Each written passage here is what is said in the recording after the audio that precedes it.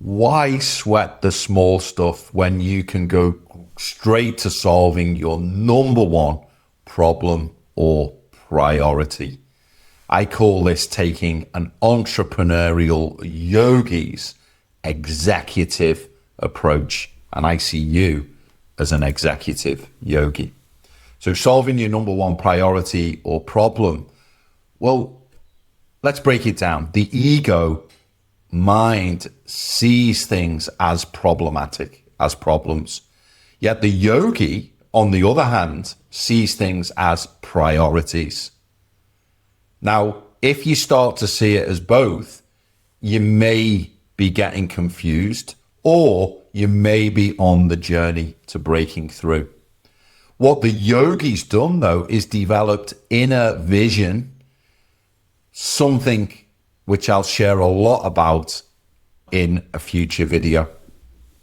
So when you look at business with the inner eyes of the yogi, the yogic entrepreneur is a person who has moved beyond conflicts, whereas the egoic entrepreneur is someone who sees problems, issues, dilemmas, dramas, chaos, confusion, stress.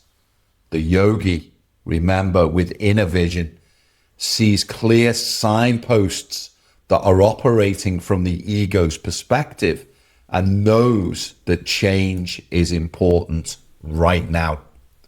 So an entrepreneurial yogi knows the way you are seeing your problems is in fact your problem, because the entrepreneurial yogi is only seeing opportunities. The entrepreneurial yogi is seeing the opportunity for change and transformation. What is it then that allows this perspective to arise within us? Well, the journey to being the entrepreneurial yogi means taking on the number one priority first, which is solving the monkey mind. And when we fix the number one problem, we fix the agitation that is causing all of the challenges inside of us. The yogi, at a certain point, took back conscious control of all of the energy and took back conscious control of the mind. The yogi sees business and life as it is, whereas the ego sees it as a challenge, as a problem, as an issue. The shortest route that any of us can take from 0 to 1 or from A to B is a straight line. The yogi makes perfect use of this because the yogi can focus on a priority without any distraction at all. The yogi in this way is following the steps and consciously controlling the energies as they arise inside of him or in the field around him. The unmanaged ego, on the other hand, as you and I know, loves these interconnected detours, the dramas, the confusion, and the misdirection. Let's face it, if we tell the egoic mind to go from 0 to 1 and follow a straight line, it's very unlikely to happen. Why? Because the ego is constantly distracting, and the ego is always hijacking you with one scheme or another. So what about solving your number one priority, or if you're still in the zone, problem? Well, let's look directly at how the ego is showing up within you and within your business.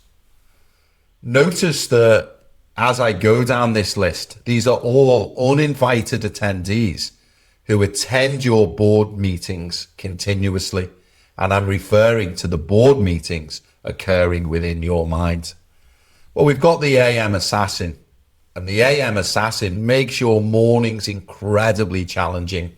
We've got a business saboteur, that's right, doing the wrong things, not the right things. We've got the business hooligan who just likes to create mayhem and chaos and dramas wherever he or she can. We've got the entrepreneurial imposter, not feeling like you deserve or you feel like you belong. We've got the doubt department, doubting the decision you made or the action that you're taking. We've got the panic partners, always on edge, always on their toes, never able to settle or be at peace. And then we've got the corporate fool. That's right, foolishly continuing in a way that will never support or serve success within a business setting. So let's look at these in more detail. Well, the AM assassin. The yogi slays the assassin with contentment and self-love. We defeat the assassination attempts and the acts of violence within first thing in the morning. Each sunrise is a battlefield of awareness. Win that inner war through peace, and the rest of your day will bow to you. Remember, the way you become the AM corporate alchemist is the day that you really begin to make more progress. And what about the business saboteur? How many times have you heard a voice in your head sabotaging your business day? The saboteur's busy being busy, not knowing really what she or he is being busy for. Addicted to movement and to external motivation. Allergic to purpose or meaning. And I encourage you, ask yourself 2 questions continually. Why am I really doing this, whatever this may be, day to day? The other question is, for what purpose? And when you align to these 2 questions, you awaken the mind and give yourself an instrument which is acting with clarity, not compulsion. This way, you become a conscious business thinker and you no longer act from the inner saboteur. But what of the business hooligan? And I smile because I used to call a friend the business hooligan. Someone who loves shortcuts and chaos, smashes discipline and breaks her or his own systems. The detours that, if left unattended, can last for days, weeks, months, years, or from a yogic point of view, even lifetimes. Awareness then can bring you back to the direct path of creating with integrity. This way you become the conscious business creator, no longer a hooligan, now conscious, alive, awake, and creating purposefully. Well, what about the entrepreneurial imposter? Well, the imposter is always performing, rarely, if ever, belonging, building image instead of essence. So let's return to the importance of building a solid foundation inside of ourselves, because when we do, we return to truth. And remember the beautiful saying, the truth will set you and me free. I've learned this the hard way. So when we follow the path of truth, we become the authentic entrepreneurial architect, building things that will stand the test of time. So what about the doubt department? The list goes on. The doubt department, aka the shitty committee, that voice in your head that sometimes can drive you and others mad. An internal boardroom of critics, cynics, and second guessers. We need to fire the doubt department, get rid of the shitty committee and these inner critics, and start pursuing self-realization. When we do this, we hire instead stillness, silence, lucidity, clarity. They become your new advisors. You now become the corporate clarity council. But what of the panic partner? Some of you may know them, the person who's always on edge. They whisper to you worst case scenarios during the calmest, most peaceful moments. For there to be peace in the world and in our businesses, there must first be peace within us and more specifically within our minds. When we achieve this, we move from being a panic partner to becoming the entrepreneurial peace advisor. And what then of the corporate fool? Well, busy chasing success without purpose or peace, constantly setting up new operations, new arrangements. But this, let's tell you, is the hero's journey of continuous upward transformation. We move beyond the corporate fool by pursuing the highest within ourselves and within the corporate world. And when you do this, you become, like me, the corporate yogi. So this is the importance of solving the priority, or if you're still there, the number one problem. This gives you the hidden edge of high performance, the key to being a happy executive and living a happy life.